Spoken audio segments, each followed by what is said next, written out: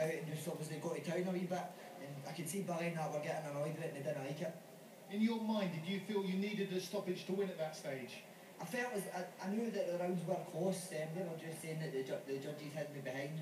But you know, I felt as if they last, especially the round before, obviously pulled out. He was getting tired, that's when I started up in my work rate. Billy said, just go out. You could hear Eddie shouting the right side as well, keep the work rate up. But you know, I take my hat off to him. He's a class opponent. Very good technically, very hard to hit. It was round 7 that was so dramatic and so exciting. Do you feel you broke his heart a little bit in that round? He caught me a few good shots. It'll be good to obviously watch it back, but again, I've proved I can take a good shot, and I know that he did hurt me in there in that round, and that's why Billy, you can hear Billy Garaffi's not in the corner. I just decided stand my ground and obviously just trade back with him. It's the only thing you can do. Why did you struggle so much with his style? I mean, he's obviously got long reach and he can obviously punch. I think because obviously we knew he was a good boxer. We knew he could punch by a very big hitter in both hands. We knew that he was going to be awkward, but because we couldn't really get much footage of him, the only clips we were really seeing him was him knocking boys out. We knew he was going to be tricky, but I thought he would have been a come forward fighter more than anything. But it was just his arms were just so long there as well, so they were. And maybe I was guilty for overstretching as well. But again, I'm out there to try and make the fight exciting. But when you hear obviously you're down on the scorecards, maybe I need to go back to the drawing board a wee bit. Promoter Eddie Hearn, I can see how pleased you were at the end.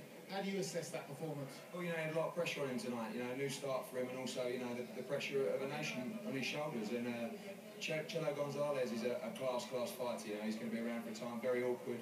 I felt Ricky was breaking him down. He won the last 2 rounds, and I felt he was going to go on and win 3 more. But you know, sometimes even when you're not your best, to show the heart and determination that he did shows he's a champion. Unbelievable courage.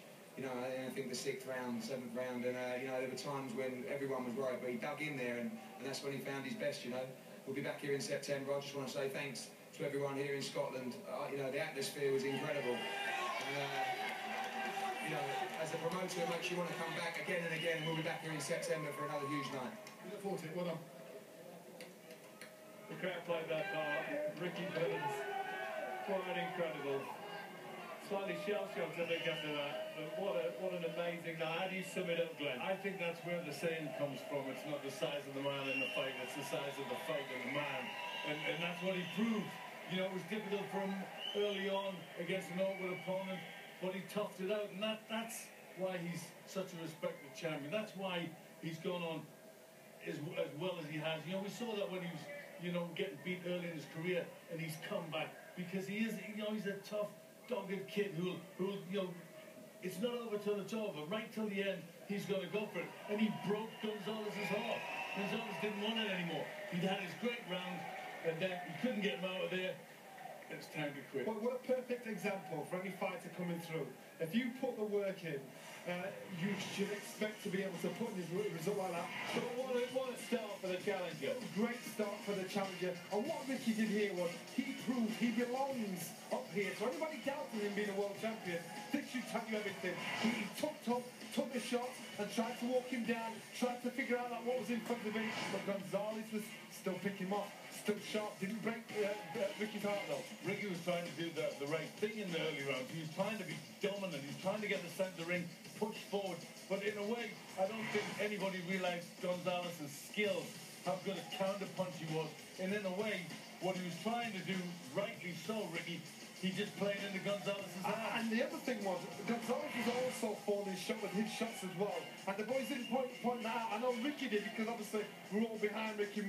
And we'll look at what Ricky's work rate's like. But Gonzales was making mistakes as well. And I'm sure he'd have found Ricky Burns awkward.